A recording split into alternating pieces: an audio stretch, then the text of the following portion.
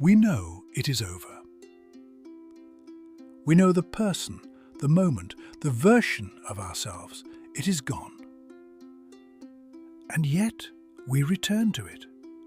We turn it over in our minds like a stone we keep expecting to become something else. Centuries ago, a cloth dyer in Tang Dynasty China discovered something about this very grip and what it cost her to finally open her hand.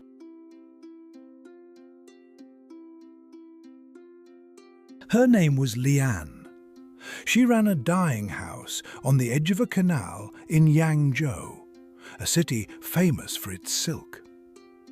Every morning she woke before light, heated the vats, mixed her pigments, and lowered bolts of raw cloth into colour. She was skilled. She could read a fabric the way a musician reads a room, knowing exactly what it needed, how long to let it soak, when to pull it free.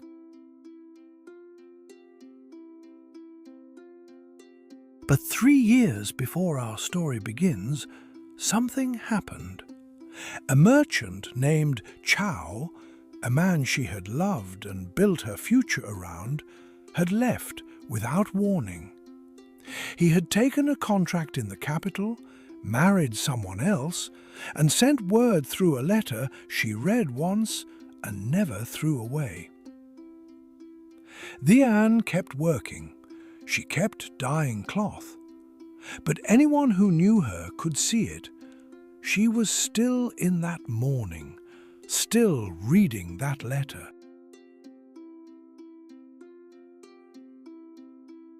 She replayed conversations.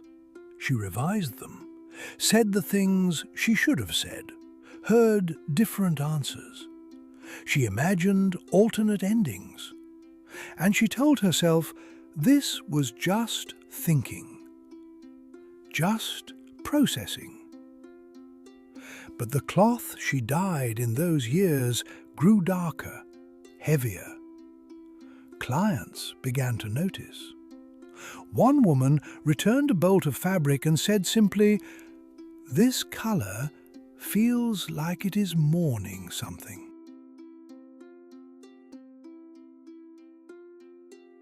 That autumn, an old woman arrived at the dyeing house. Her name was Fenhua. She had been a dyer herself once, decades earlier, and now she travelled the canal towns, trading in pigments and advice in roughly equal measure. She watched Lian work for a while without saying anything. Then she picked up Lian's hands, those dark, stained hands, and held them up to the light. She said, "How long have you been trying to wash this colour off?"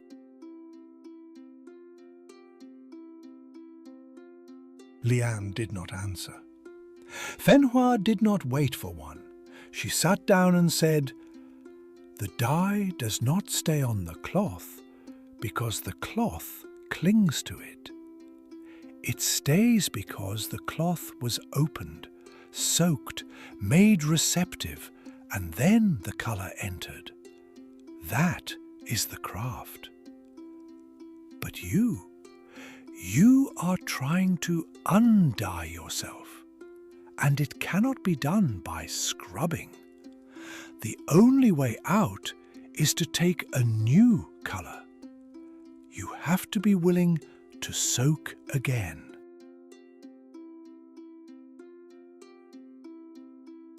There is a teaching in Chinese Buddhism that comes from a monk named Huineng, a man who became one of the most important voices in the Chan tradition.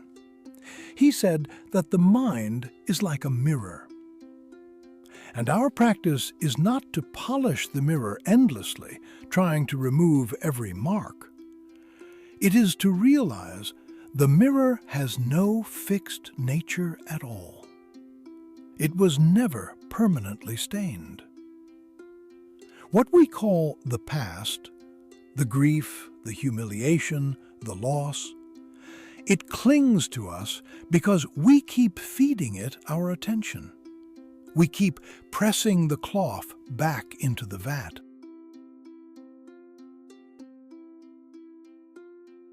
Huineng's insight has a name in the Chan tradition.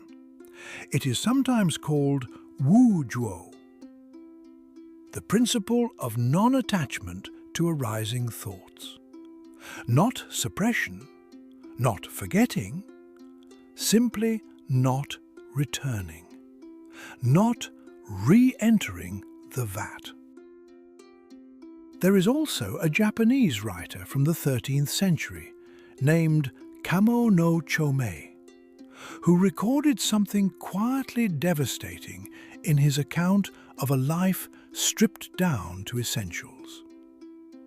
He wrote that the river flows, but the water is never the same water.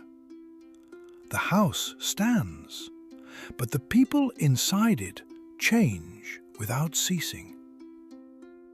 The past, he understood, is not a place we can return to. It no longer exists. Only our habit of visiting it does. Lian did not let go of the past in one afternoon. That is not how it works. But she began to notice something. Every time the memory surfaced, the letter, the words she wished she had said, she started to ask a single, quiet question.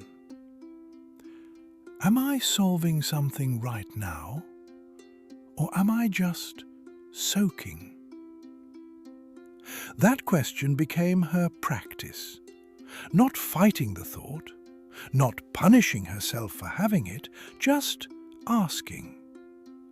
Slowly, the cloth she dyed began to change. Softer colors returned. Clients came back, not because she had forgotten, but because she had stopped choosing the past over the present again and again, one small moment at a time.